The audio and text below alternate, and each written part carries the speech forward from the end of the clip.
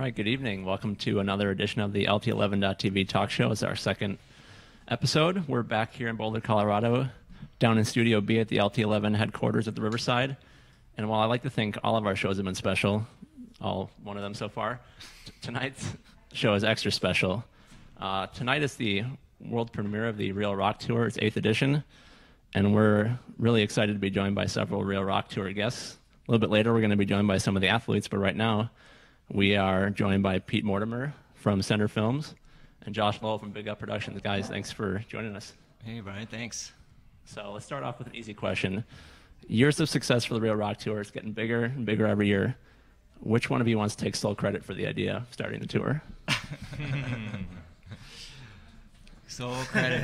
Welcome to another edition of the LT11.TV No, it actually was pretty talk mutual. show. It's our second We were each making episode. We're back individual here in Boulder, films Colorado, and organizing down in Studio tours B of at our the individual LT11 films. headquarters at the I Riverside. think I did one in And while I like like to think 2003 all or of our shows have been 2004 for special. Pilgrimage. Okay. And we so had far. 12 Tonight's screenings, show which is I extra kind of special. organized myself in between Tonight is editing the film. world And we premiere actually of the Real drove Rock around Tour's from 8th place edition. to place with And we're Chris Sharma really and excited Katie to be joined Brown by and Nate several Gold Real and Rock me Tour and my brother guests. Brett. A little bit later, we're going to be All joined around by the some of the country and athletes, but right now, had great we screenings. are People joined loved by the Pete idea of coming Mortimer out to a from screening Center Films and enjoyed the movie and Josh Lowell stuff. from Big Up Productions. But Guys, thanks for quickly realized there was potential to do screenings, do a screening tour, but going about Years it in of that way success for was Real not Rock the right Tours way. That we getting needed a lot more bigger every year. infrastructure to be able to Which one of you wants to take support full a real credit for the tour. idea That of I starting the couldn't tour? be scheduling shows while editing a film. We couldn't be driving show to show. We had to come up with a little bit different model. The following year, Pete did a tour for one of his films and kind of came to the same conclusion. The potential's there. We need to basically pool our resources to be able to make it into a viable thing. Sure. Which film was that, Pete? That was Return to Sender. Okay. And then First Descent and Dosage 4 were the first films on Real Rock. Okay. The only thing I'll add is I remember the conversation. I was driving from Red Rocks to Los Angeles, where I was living at the time, and I was talking to Josh on the phone. He was in New York, and I got off the phone, and it was like, this was a big, it was like, this is, it was clear this was going to be a really good idea. I think as soon as we sort of talked about it and just, came up with a very basic outline of what we were going to do, it was just a simple idea, and it's just really grown naturally out of that. Yeah, and it's kind of one of those ideas that seems fairly obvious in hindsight, but nobody was doing it at the time. Yeah, exactly. You guys were doing a lot of work to sell individual DVDs and VHS tapes way back then, and now it's kind of seems like a pretty genius idea to take all these movies out on the road, kind of expose them to a larger audience in a way that just wasn't possible, trying to distribute one movie at a time. I mean, the ski companies do it every year. They have one big feature film, and they roll out their tour each year. The difference here is that we've combined resources between the multiple companies, and we also have a flexible format for the tour. By having it not necessarily have to be that year's feature film, gives us leeway to do a collection of shorts like we've done this year. Other years it could be a big feature that either from one side or the other or collaboratively.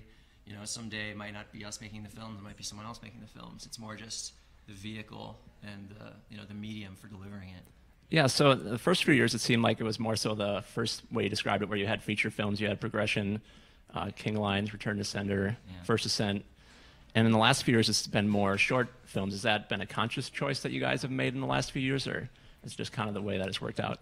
Yeah. I mean, I think it was like we were making these films and selling the DVDs, and the tour was just another way to get them out there.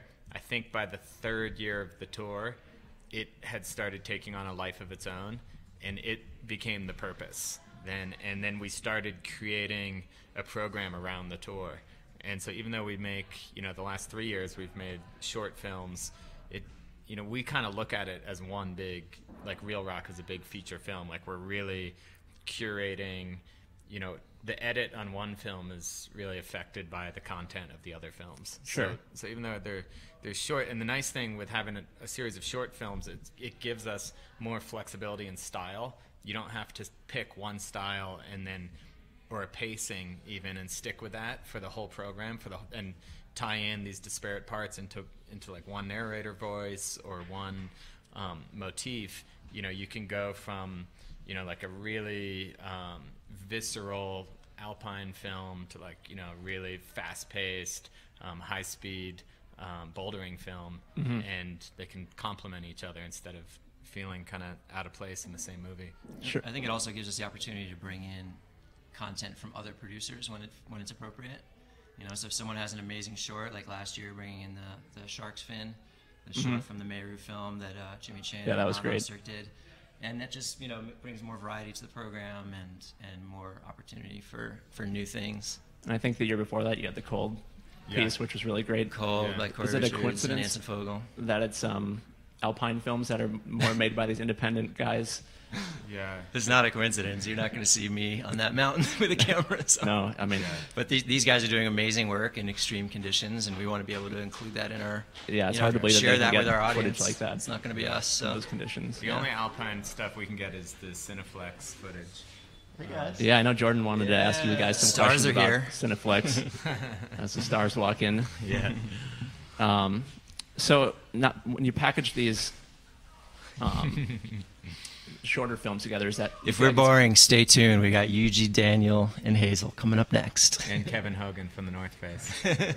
has that made it easier or harder for you guys? You think switching from one or two feature-length films to kind of piecing it out into, even though they kind of end up being the same end result in a certain way, does it take a little pressure off you? It sort of does. I mean, we every year we work harder and harder, so it's not like all of a sudden it's gotten easy by any means. Right. We just go deeper and deeper on the level of storytelling and the effort that we put into gathering the material and the way we put it together. So it doesn't feel any easier by any means, but at the same time, the agony of working on over an hour-long feature film and being stuck in it and stuck in one style, or like wondering if it's working. If we have a 20-minute film and we're like, not totally sure if it's going to work or not, at least hopefully the other three will. Whereas if we have an hour and a half long film and we're not sure if it's going to work, that's horrible. It's definitely more liberating, just because you can just make one film. I mean, even this year, like the Everest movie it's so different from the other films. I mean, it's really an investigative story, and then like the film with Daniel and Yuji, it's like a buddy movie, and to be able to just make those two kinds of films simultaneously as opposed to trying to build them into one film is really nice. Yeah, and so what about deadlines? You guys know every year that you have basically this launch date in early September, you know that you need 2 hours of content to show people. In the past, you probably had a little more leeway. You could release films when you're ready, kind of take your time. What kind of is your process to work through that challenge every year? Well, we're shooting continually, even if it's not for the next tour. So there's stories that we've been following already for 2 years that may or may not be part of next year's tour. We don't know yet.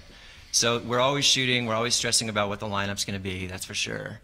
And the summer is always hell, basically. I mean, it's editing, revising, Down to the wire. ripping each other's work apart, starting over, barely finishing, pushing the deadline back a couple days, setting early deadlines that we know we're not going to meet. We've never hit a deadline. Every year we're like, okay, we got to do it ahead of time, and then we've never hit a deadline. But you've always made the last deadline, right? We usually have a film to show, and it's time to turn the projector That's on. like the deadline. It's the screening in the end. So one of the key things about the Real Rock Tour over the years, and you guys talked a lot about this in a great piece in Boulder Weekly that ran this week, is about storytelling, kind of how you guys try to differentiate yourselves in this era where anybody can go online and watch climbing videos 24/7, nonstop. There's climbing movies out there for free. What do you guys do to kind of prepare for each film, kind of decide what you want to make a movie about that is going to be different than what people have seen before? Yeah, I mean, I think we start out looking at the films like, we've got big whiteboards and like 20 or 25 ideas up there, and we start pursuing them, and then it's just there's got to be this sort of magic ingredient of just these certain things have to come together. It's got to be an amazing accomplishment or even an amazing personal accomplishment. There's got to be great characters, and then obviously as rich as the story can be, whether it is like two people, a relationship at the heart of it, or someone like really overcoming the odds, or a conflict, or it can be anything. But I think through the year we sort of weed out the stories that don't have all of those ingredients, and end up just honing in on the 3 to 5 films that really, you know, have that magic formula. Mm-hmm. And hopefully cool climbers to hang out with and go on the trips with, which this year we were blessed with. So, yeah. So when you guys are out in the field with the climbers, I'm curious to ask the climbers this later, but what is the relationship like and the dynamic when you're out in the field? Obviously, you want to get good footage, good story, but things don't always cooperate, as we'll talk about later with the Everest situation. How do you guys deal with these, you know, just the day-to-day expedition life or trip life where you just don't really know what you're going to get? Pretty much just tell the climbers, you better fucking send or you're not going to be in the movie. It seemed to work. No, I don't know. You should ask them, actually. It's kind of interesting. It's definitely really collaborative. You know, there's a difference between a climbing trip that those guys would go on their own for fun and a big shoot that we have planned and scheduled and budgeted. You know, that's the reality of the situation when there's actually stakes on the line. You're trying to make a movie. But different shoots are different. In some cases, somebody's trying something and we're just there to try and catch it. For instance, last year with Dura Dura, Chris and Adam were trying that route over and over again. Yep. We had our teams there, multiple trips for weeks, trying to capture every moment. And that's a different scenario than another situation where it might be a trip that's planned in advance, an expedition, and it's not about sending necessarily. It's more about the place, the adventure, the experience, the people. And in those cases, it's more like a traditional shoot where you know what you need to get, you know what the story is, you're all working together to get it. Mm-hmm. Yeah, it seemed like in the first 2 pieces, the Sensei with Danny Woods and Yuji Hirayama, and then in Spice Girl with Hazel Findlay, there was some notable sense that took place in videos, but that's not really what you took away when I watched it. It was more about the overall story that you guys tried to tell. It seems like maybe a shift from years in the past where it was more trying to get some, you know, really cool send on film, which is always great. Yeah. But so, ideally we have both. Yeah. You know, yeah. that's definitely the goal, is to have both. Sure. But I think last year's Real Rock was like really about, I mean, if there was a theme in Real Rock 7, it was about success. And it was like really each film focused on an amazing objective, whether it was Chris and Adam trying to do the hardest sport climb, or those guys doing the shark's fin, or the Wide Boys, you know, these unlikely guys doing this, sure. or what was the last film last year? Hunnell 3.0. Oh, yeah. So it was like each thing was this sort of superhuman accomplishment. This year it's really different. I think this year, like, I don't know, it'll be interesting to see what the themes are that people come away with, but for me, I felt like it's a lot about like the passion of climbing and just the love of it, and the way that manifests through, I mean, it's really global. At least half the, I think 2/3 of the main characters this year are international. They're not American, and the locations are all over the world. And it's so much about like relationships and people just feeding that love of climbing in all these different ways. So I don't know. I think there is a really strong theme this year that's really different from last year, which I like. But as it happens, I mean, the action is also really cutting edge. It's in there. You've got Daniel and Yuji doing 14D and 15A at 13,000 feet. Mm-hmm. Daniel climbing V15. Hazel, the first woman to climb E9. And the Uli climb, which got hijacked by the change in the Everest story, was also super ambitious and potentially really groundbreaking. So it's not character at the expense of good action. It's hopefully both woven together. Yeah, I think you succeeded in that respect. So one of the other aspects of the Real Rock Tour is you guys have this ability to make climbers famous. There's only one Real Rock Tour seen by tens of thousands, if not hundreds of thousands of people now. I don't know. You probably know the more exact number. If I'm going too high, zillions. Don't correct me. Yeah, exactly. Keep going. Yeah. And even prior to the Real Rock Tour, the movies you guys made make people famous, partly because they're in the movie and partly because of who they are. Is that something you guys consciously seek out, a certain type of person to put in your movies? Do you look for a certain charisma that they have?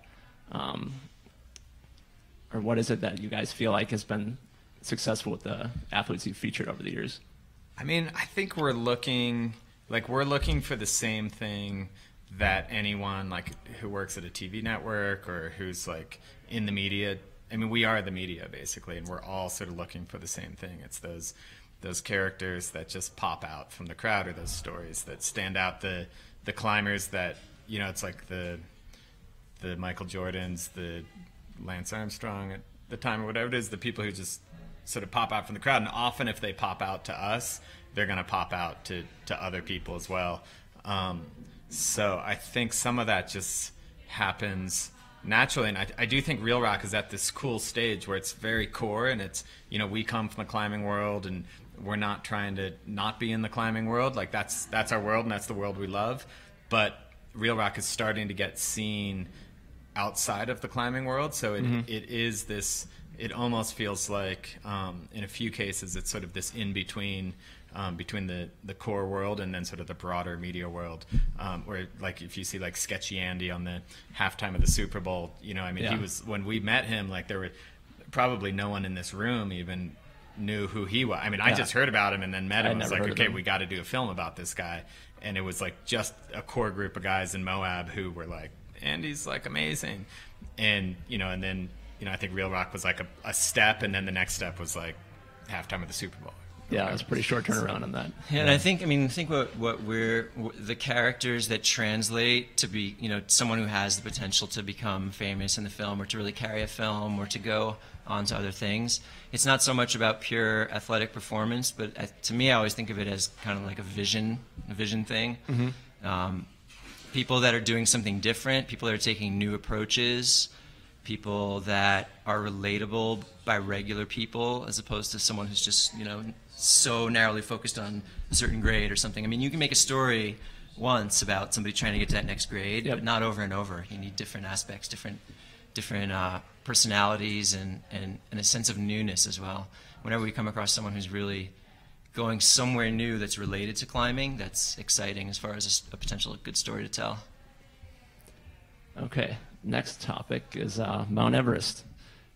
I don't know what you guys thought you were going to get when you set Jonathan Griffith out there to film this piece, but I don't think you could have ever imagined what ended up happening out there. It's obviously been well documented on, like, the news, real news. What did you guys think when you first heard about this after the expedition? Well, it was a classic situation. So I was kind of in charge of the expedition from Boulder, and I'd been working with Jonathan, and he's like he's an amazing guy. I was really excited about the whole thing. And then we had a producer, Zach Barr, from our office here, who was heading out to Everest Base Camp on the day that happened.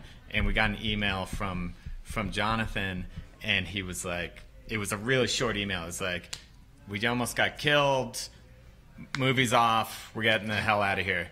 And Expedition's canceled. We're getting the hell out of here. And like the first thing that popped into my mind and the producer's mind was like, I really hope they're rolling the cameras. Like, the movie, everything you said is fine, but the movie is not killed. I mean, I think just... Did you ever think that it was killed at any point? I think we debated. I never did. Well, I think at first Uli was a little reluctant to try to dig into it. He was really traumatized, and he really just wanted to get out of there. And he thought his entire climbing life was over. He was like, that's it, I'll never climb again. He kind of wanted to hide from it. I hate humans. Like, I'm going to get dropped by all my sponsors. It's over, you know. And so that was the main pause that we had. But it was clearly going to be a fascinating story one way or the other. I mean, I'm of the philosophy that, like, there are three things that make a great story, like conflict, and conflict. And so I was just like, real, and there were no facts coming out at all. I mean, which was fascinating. So, because we're like talking to those guys, and they did not want to film. I mean, Jonathan actually stopped filming for a couple days, and he comes from a photography background. And he's a very purist climber, and he was just like pissed off by the whole thing, and he really didn't want to make the movie. And so we were Skyping him at the camp and base camp, going like, you got to film. And then, luckily enough people around were shooting stuff, and we sourced a bunch of footage. And then Jonathan did start, filming again, to pick up the story. And then Zach, our producer, went over there, and then he kind of, he really picked it up again. But I can't remember what I was going to say. Well, it's just amazing. This incident happens on 22,000 feet on Mount Everest, and the same day, or I think it was the same day, it's all around the world, it's on the news, and it's almost hard to believe that this actually happened. And you, at this point, you feel like you've read all the articles, you've heard everything about it, but then you watch this piece and you feel like you learn quite a bit more about it. You have tons of interviews, a lot of different perspective. It seems like you guys tried really hard to be as balanced as you could, considering how it's really a sensitive topic. Yeah, and we're really attached to Uli. I mean, Uli's like one of our most popular climbers from the Real Rock Tour and stuff, and Simone Moro as well. Yeah. So what kind of challenge did that pose? Obviously the film's about Uli. He's one half of the story. The other half of the story is with the Sherpas. Yeah. Well, so first of all, it was really clear when all the media was coming out that nobody got it. I mean, it was just total sensationalized, like Sherpas attack, and like made for good headlines. it was ridiculous. The stuff that was coming out, they were misspelling people's names, they were misquoting people, and like, I mean, so it was clear that this was a fascinating thing that people globally, it was a global story too, not really a U.S. story, because there weren't any Americans who were directly involved, and that nobody had the facts. And then we found out that Nick Baumgarten had been working on a profile on Uli for the New Yorker, and then he was in the exact same boat as us, because we were making a film about Uli, he was working on a profile, and then he completely switched his film his article at the last minute, and he's kind of in the same boat as us as well. He said, the editors at the New Yorker were like, it's cool, you're doing a profile on a big alpine climber, and then all of a sudden they were like, oh, this is a fascinating story. Now we got something amazing here. So when his piece came out in the New Yorker, that was that was the movie we wanted to make. Like, and I thought he was really balanced, and he was like really deep, and so that actually became a little bit of a blueprint, just in terms of the tone of the voice. And then obviously we interviewed Nick for this piece, and he's a great voice, I think, in the movie. Yeah, he's great. So but the New Yorker is, in its own way, it is still going to be just for a small group of people, and so we just felt like there was this big chance to tell the story on film for the first time. But I mean, there were so many rounds of edits and so many dozens and dozens of hours of phone conversations and debates on, like, is it going a little too far this way? Do we leave this in? Do we leave that out? How do we get the right balance? I mean, you can't try to smooth it all over and take the teeth out of it, because some messed up stuff happened. You got to put it out there, but at the same time, everybody, there's so many different ideas about whose fault it was, where to lay the blame, and and in the end, it's impossible to say. Like most things, there is no easy answer. Yeah. But yeah, it was quite a process to try and feel like we were doing justice to the story and not throwing anyone under the bus. Sorry, last thing I'll say, but I think a big thing is, like, with the climbers, we had to convince them, and they had to trust us that, like, we couldn't make this a one-sided piece from Uli and Simone and Jonathan's perspective, or it kind of left the door open for someone else to make the movie that is like, okay, here's the Sherpa side of the story, or the guide's side of the story. Right. And so, we had to critique those guys and, bring out all of what we see as all of the truths around this. And, I don't think they were not the source of the problem, but, they're not nobody's blameless in this situation. And so getting them to, trust us that actually, like, for this to feel like the real definitive movie about this, like, everyone had to sort of be, all the chips had to be on the table. So. Great viewer question here. When you guys approached this, did you approach it as storytellers, or is it documentary? Documentary storytelling. I mean, it's not necessarily different. Yeah. We're trying to present what really happens, but in the way that we put stories together, it's not necessarily, say, literal chronologically. I mean, with Everest, I think we were feeling much more bound than normal to journalistic standards, as far as people's lives are in the balance. So in that case, we're pretty strict with, this is exactly what happened, this is how it happened, this is when it happened. In some other cases, we maybe we're a little more flexible with exact chronology of when something happened in order to make a great story, as long as the gist of it is real. Yeah, like, I mean, I'm just thinking, like, when we did Alone on the Wall with Honnold freestyling Half Dome, that was all recreation. And sometimes I tell people that, and they're just like, they feel like they've been duped. I'm like, well, that's just the way it is. It's like, I don't feel bad about that. This film, we had to be really, really strict with everything. Like, we couldn't take any artistic license for this film, for sure. But you're still thinking story-wise as far as the shape of it. I mean, just like a journalist writing an article would be, or a news reporter. Not so much a news reporter. More a good journalist. I mean, documentaries have stories behind them. Yeah, it's not just, exactly. They don't just show you have to establish chronological interviews with has to people. have an arc, Except for Michael Moore. But he's different. To each his own. Yeah. It works for him. All right, do we have any questions back? Jordan, did you have any questions you wanted to ask? I don't have any questions. Is there any more on the YouTube? Need any tips from them? How to... Do you have tips for us? Yeah. Completely different show. Yeah. Well, Any other YouTube questions?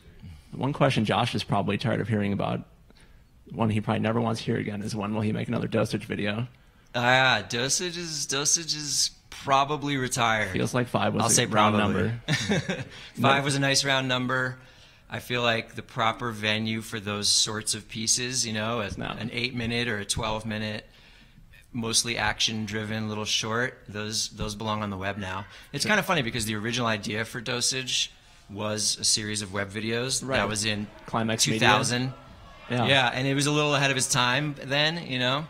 And it turned out it was fun. I mean, you know, core people watched, but there, you know, everybody didn't have broadband. Video on the internet wasn't a big thing. It was a dark time back then. It was caveman era. I know. And so VHS they ended tapes. up like actually having their life on DVD back then. But nowadays VHS. it's flipped back to the web. So I mean, you know, it's possible that name could be revived for web stuff. These, you know, the LT11 guys are doing great short stuff online. A lot of other people are doing great short stuff online. I think that's the proper venue for that kind of film these days. So it's probably done for now. Okay. And Sender, you guys have been working on this Valley Uprising piece for quite a long time. Yep, You know, too I long. Talked to Nick about it probably 3 years ago. He showed me some clips from it. Oh, that breaks my heart to hear that. Yeah. It's a pretty exciting project. Yeah. But it, I'm trying to think. It's taken a long time. Yeah. You've kind of moved into making shorter films. Has that made it more difficult to kind of focus on finishing that? I don't know why it's taking so long. It's sort of the such nature of the a piece. big project. I mean, I think we did, like, I think with all the other films we've done, they've just kind of felt fun. Like, hey, let's do this film about this thing, and they're more spontaneous. And this one, we did set our sights on, like, let's make this big definitive movie. And I think having our sights on that has made it, it's just, like, we've been so thorough with the archiving and, you know, with just, like, trying to tell story, like, what stories can we leave in for historical context, and what can we take out and stuff. So it's getting really close. I mean, now we've got all the graphics done, and I think it needs one more big push. Well, you get a great taste. You get a great taste of the feel of it tonight with the Stone Masters excerpt. It's pretty fun to watch. Are we going to see that next year's Real Rock Tour? Or are you guys not? It's going to be next year for Okay. sure. The Valley Uprising is, yeah. Excellent. Yeah, I don't know if we don't know the exact screening venue yet, but it'll be next year for sure. Okay, cool. Well, with that, I think we're going to let you guys get out of here. We're going to take a quick break and watch the trailer as we swap out Pete and Josh for a few of the athletes here. So thanks, guys, for joining us, and good luck with the tour this year. Cool. Thanks Ryan. you guys. Yeah, Cheers. thanks for doing this. It's hard and it's dangerous, but it's really simple. You have this mountain and you just want to go up there.「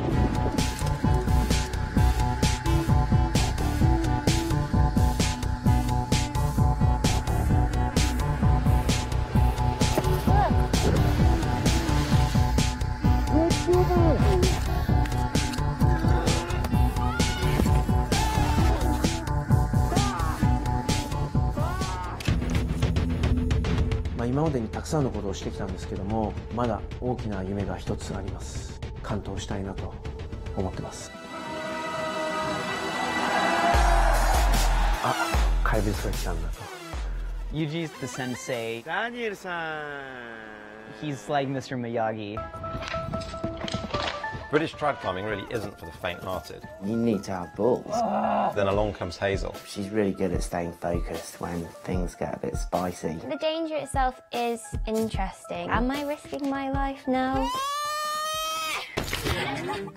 I mean, we're talking about early 70s. We were in Utopia. The hub of world rock climbing was Yosemite. We were basically the kings of Utopia. Yeah, dude. Stone masters. Sex, drugs, rock and roll, climbing. Long-haired bums causing trouble. There's only one Everest. Holy stack, a total badass. This Everest climb is the crowning achievement. Going big. But Everest is Everest. Millions of dollars flowing through the place. People knows to ask. I mean, where did you think you were? There's tensions at high altitude. That's what sparks the conflict. This is not good. Oh, this is a different story now. I feel dirty and greasy and I smell bad and my face hurts, but I'm gonna go climb again, and that's the only thing that matters.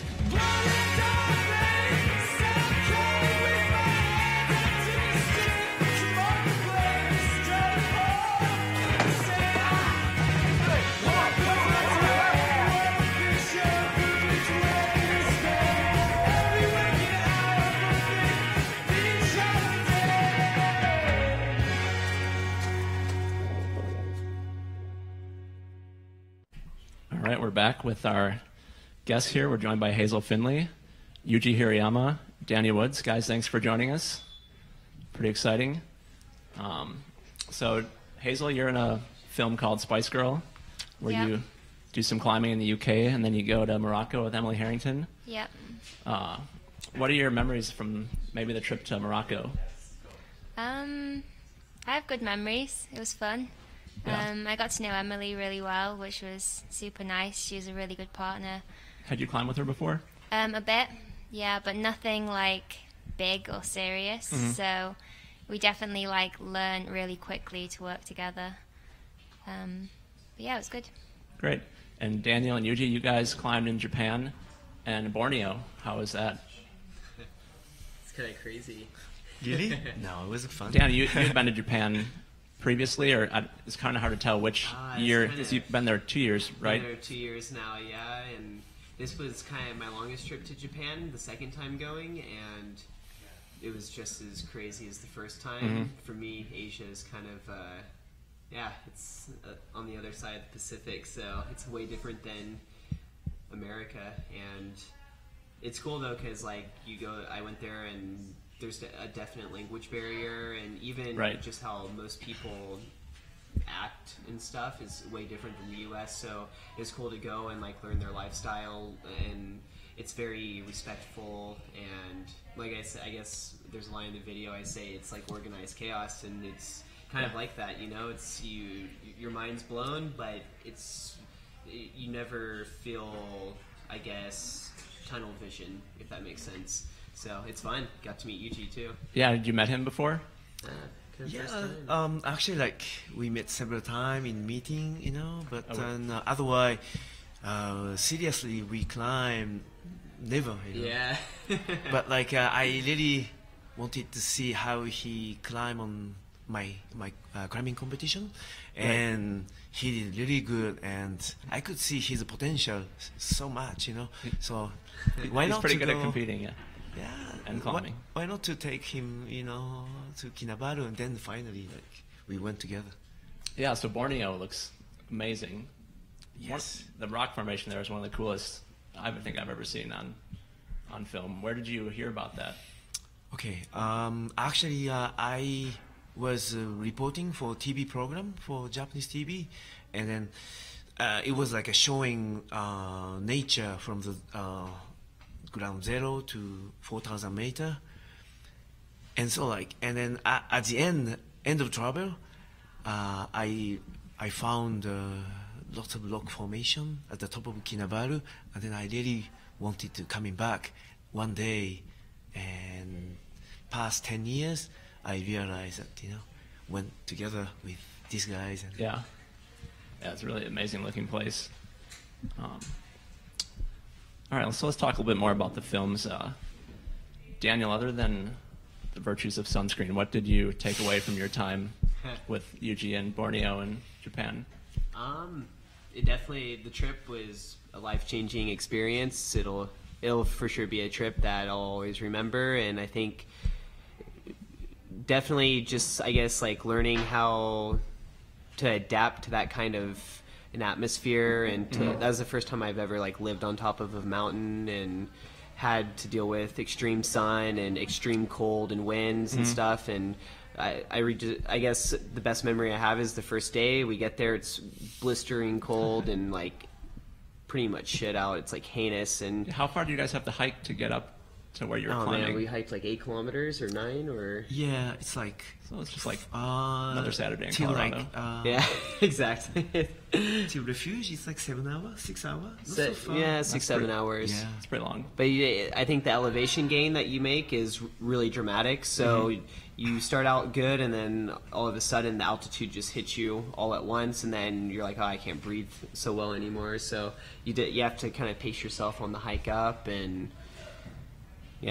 keep your cool and stuff. But once you adapt, it's a really cool feeling because you turn into a machine up there, and you basically like you accept what you have and you enjoy it, and the pain of the cold becomes fun, and all you care about is just the rock formations and completing these lines that you would never see anywhere else. And that's the main attraction of this mountain, is just doing these first ascents on top of such a inspiring mountain. Yeah. Like first day when we arrived was so bad weather, and I always told them like, oh, here weather is not so good, but then the sun is coming like every day 1-2 hours.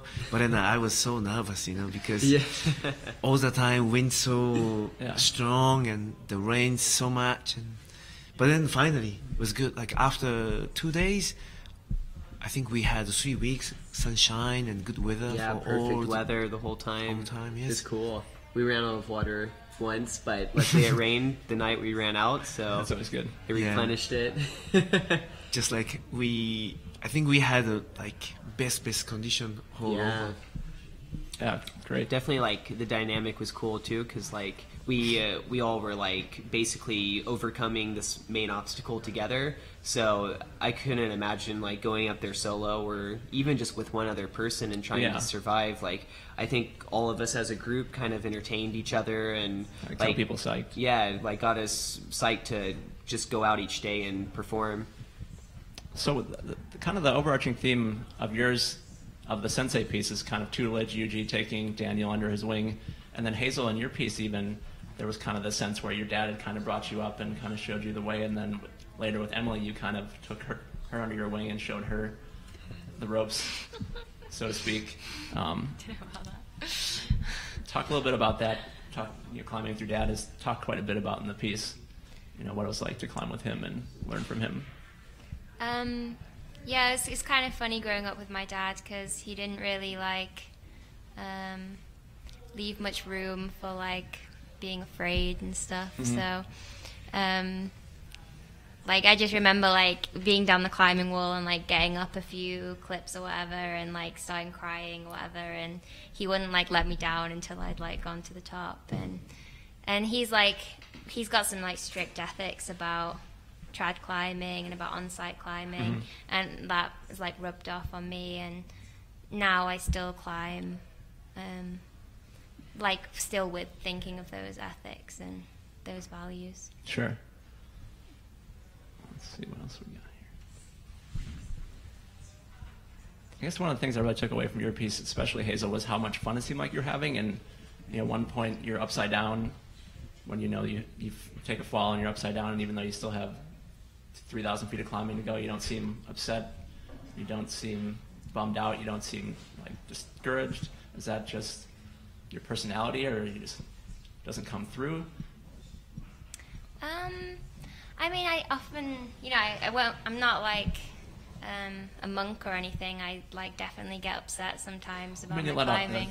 But curse word, but the thing is, I really love climbing. So, and I still love it when I don't feel that good or when I failed, and also, it would just be really boring if you just did everything with ease all the time. Sure. It's kind of fun to fall off stuff when you don't expect it, and to flip upside down or whatever. It keeps things interesting.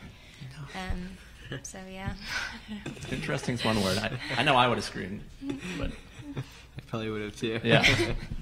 Yeah, you just kind of I'll I'll just start climbing again. It's no big deal. Yeah, I don't know. Which I guess that's the mentality you would have I to. fall off a lot, so like I get used to it now. I don't know. I feel like I have a lot of practice at falling, and I just don't.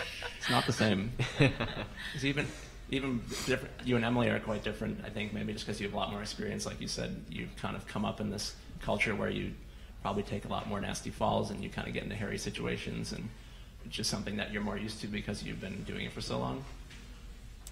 Maybe, yeah. I think when Emily gets angry when she falls, it's not because she's scared, but because she's like frustrated at herself. Sure. And that's just the way she like releases it. Mm-hmm. And it's super funny because she's like this cute girl who's like usually really chill, and then if she like fails a bit, she's like unleashes it all. It's kind of funny. And what was it like coming up in?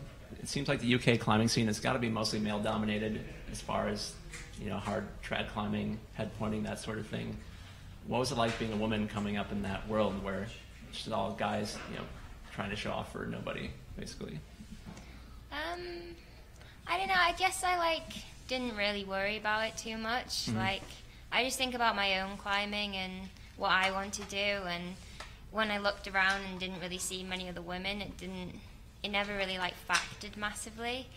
But I had a few female heroes, like Lucy Creamer is an amazing on-site trad climber in the UK, so I like looked up to her a bit, and then like people like Lynn Hill and Beth Rodden as well. So it's not like I was totally without female heroes or heroines, I suppose. So one of the other things that kind of comes up when I'm sitting there watching the movie like this is that you guys are out there. Hazel, you're doing, you know, the first woman to climb an E9, you're doing this route that you probably would never want to fall off of. You guys are out there in Borneo, way up high on this mountain, climbing hard 514, and there has to be a lot of pressure. You know, you've got these cameramen around, they're probably hanging 3 feet from your face half the time. How do you guys deal with the pressure of trying to perform under these difficult conditions? It depends on who's filming you.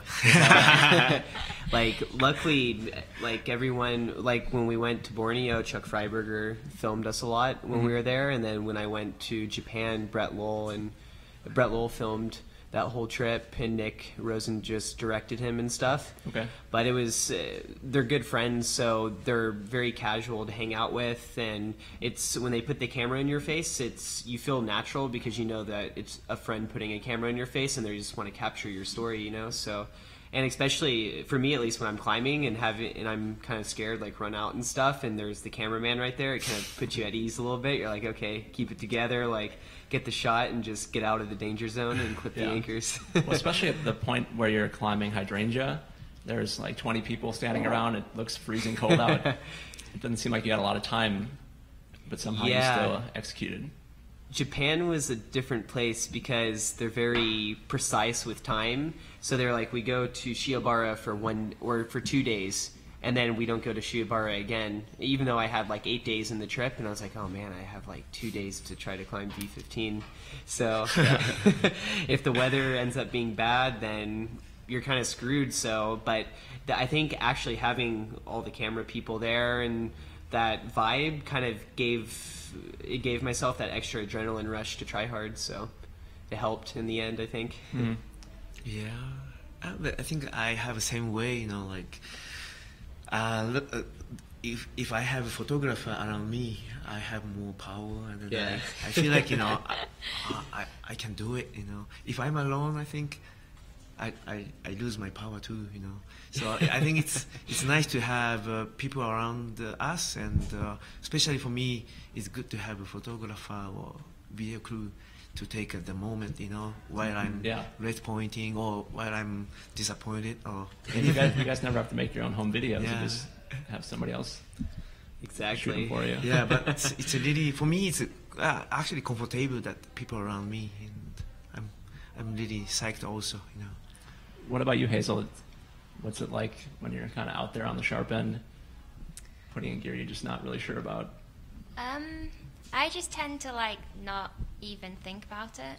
Mm-hmm. I'm just like in a little bubble, and like when Brett was filming me on Once Upon a Time in the Southwest, I just like kind of forgot he was there, and just like did my own thing. I don't know. It didn't like give me extra power or anything, but it didn't make me feel uncomfortable either. I just sort of forgot about it. Kind of go into your own little bubble anyway to climb it out like that. Yeah. Yeah, it's a pretty amazing looking wall. Really yeah, cool it's a looking. cool wall. Yeah. And so when you guys were in Morocco, I think both you and Emily have written about this as a pretty challenging expedition that you guys were on.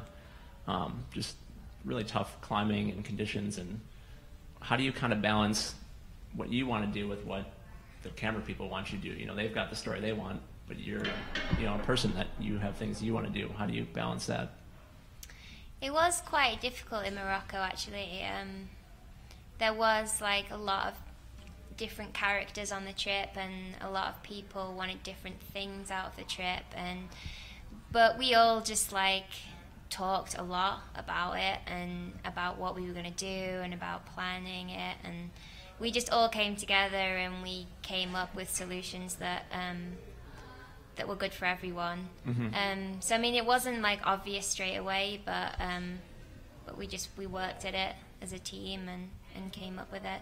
But yeah, it was a difficult trip for that, like being in the middle of nowhere and like getting ill and just the climbing being how it was and everything. It was quite taxing. I think both me and Emily were pretty tired when we went back home. Yeah, I bet. That did look pretty tough. All right, let's do a few viewer questions while we have a couple here. One question is, people want to know the favorite climb that you've never sent yet. Does you guys have one that got away, one that you wish that you would have done? I know, Yuji, your film was about the route that you were hoping that you were going to do, so people will be able to see that. But are there any other ones that you guys can think of? I have too many. So many. Haven't tried it yet, but La Dura Dura looks nice. Yeah, that'd be a good one. Got motivated from last year's Real Rock, watching that. So sure. Yeah, do you guys watch climbing movies, Real Rock Tour? Do you guys? Yeah, of course. Kind of take those in and get inspiration for ideas, places to go, things to do. Oh, definitely. Like, I think climbing videos are vital for inspiration. At least for me, I like to study videos to see sequences before I go to the area. Mm-hmm. So I kind of have like, I guess I'm a little ahead of the curve. I know the sequences for the route that I want to try before getting on it. So, and just seeing someone else climb it, make it look possible, it's kind of reassuring in the head that it goes. First ascents is a little more different. Like, you're the one trying it, so you don't know if it's possible or not. Sure. My turn? I think Kinabalu things, Pogrian du Codudo, it was like my last specific goal, but yes, I'm waiting like some new goal, you know, but I'm always psyched to go everywhere, and I like to see new places always, not only climbing side, culture side, and so it's kind of my goal to visit many different places. But then I think one day it will come, you know, the new big goal, I think. Yeah. And what about Hazel? You've free climbed El Cap before. Have you any plans to go back and climb on El Cap in the future, you think? Yeah, I think I'll go back to Yosemite every year, if I like, at least once if I can. It's just going to be one of those places where, like, you know, ever since I was little, like, my climbing in my mind has been a little place with Yosemite there, with like my goals, and so I'll keep going back. I'll be there in like a month or something. So yeah. And Danny, you've started trad climbing this year. It seems some success. Pretty rapid success, I would say. Minor. You gonna get up on El Cap anytime soon? Maybe you and Yuji for another speed. Maybe. He's a way faster climber than I am, so he may need a faster climber. But I don't know. Yeah, Yosemite, of course, it's a legend area, and I think in the next few years I could dabble with some of the stuff out there. I need a lot more practice though before I jump into the deep end. Sure. So, but the Green River trip was a fun like introductory to trad climbing. Like just even watching Alex Honnold and Matt Segal quest up the towers and do it with ease was really inspirational. So, and it's a fun, like, I just love rock climbing, so all forms of it are fun, and why not? Yeah. All right, Yuji, a question for you. Yep. You've been climbing for, when did you start climbing? I was 15, and I'm 44, like 29 years now. Okay. I don't do math on the air, but. And you've been in movies over the years, but there was no real rock tour 10, 15 years ago. What is something that you've accomplished maybe 10 or 15 years ago that you think would make a good real rock tour piece that people would have enjoyed seeing? Trying to on-site El Cap. Oh, you mean like? That might be a good one. Yeah. I think it could be nice, you know. There is a real rock tour in the past, you know. Yeah, for sure. Yeah, could be good, and maybe like try. I did Sphinx Crack on site a little while ago, and it was like also I wanted to film it, you know, and it was a big dream. When I was 17, I had this dream to on site to Sphinx Crack, and then after 9 years later, I made it. So. And where is that? Aspen? No. Sphinx Crack is. Ooh.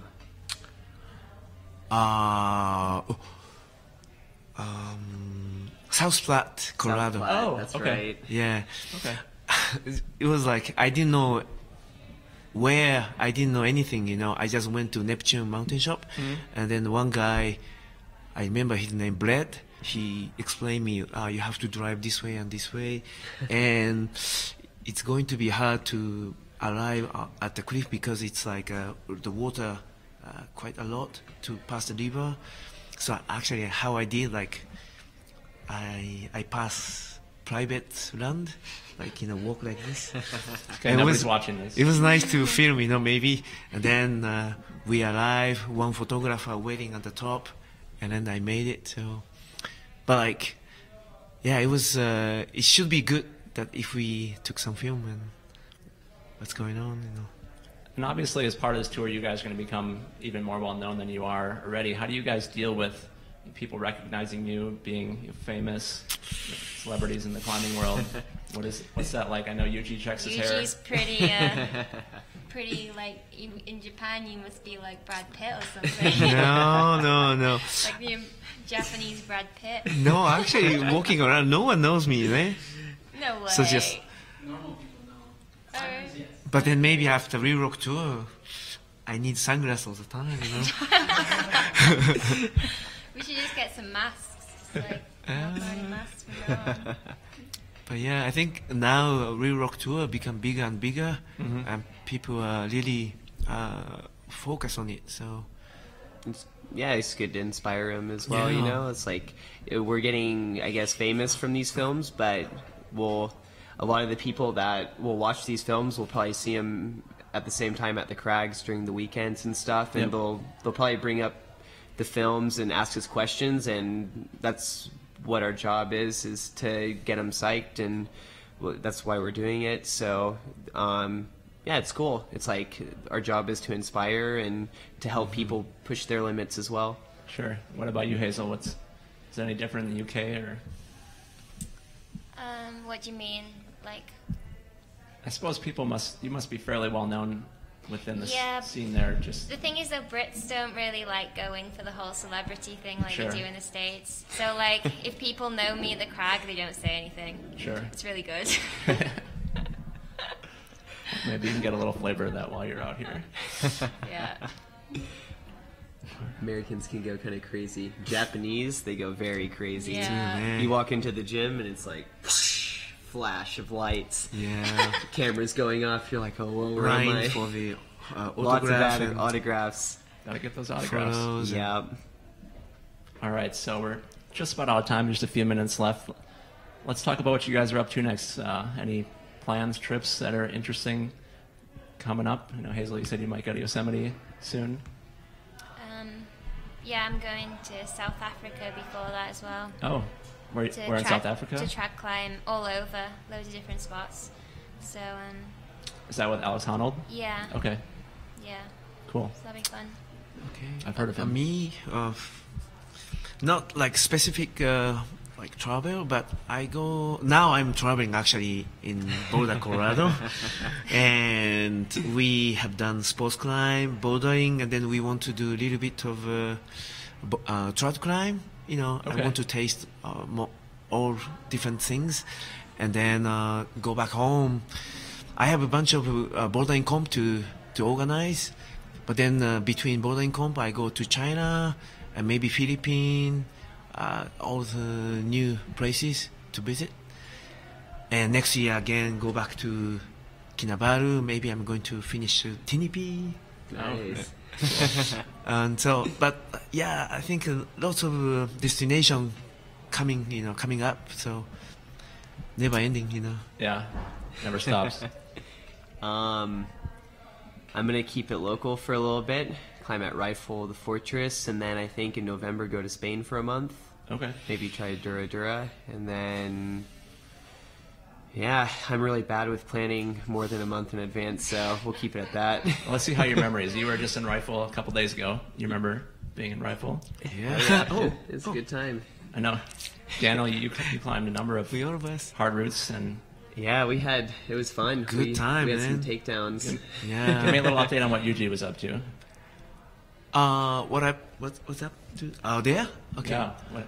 Actually, I haven't climbed for 2 months outside, and at the beginning, I start to think like, just to get used to it on the natural rock, and then maybe do 14B, maybe, But then, like, first day, I did one route, 14AB, Planet X, second go, and then 2 days after, I did another Waka Flocka, 14B, fourth go. So I think Yuji's in good shape. it's not too bad, like with this kind of old man, So. It was funny because what he did, he went up first go up Planet X, and he came down. He's like, "This is my 3-day project," and I was like, "You can do it. Like, you just did all the moves, and then next go, walked it.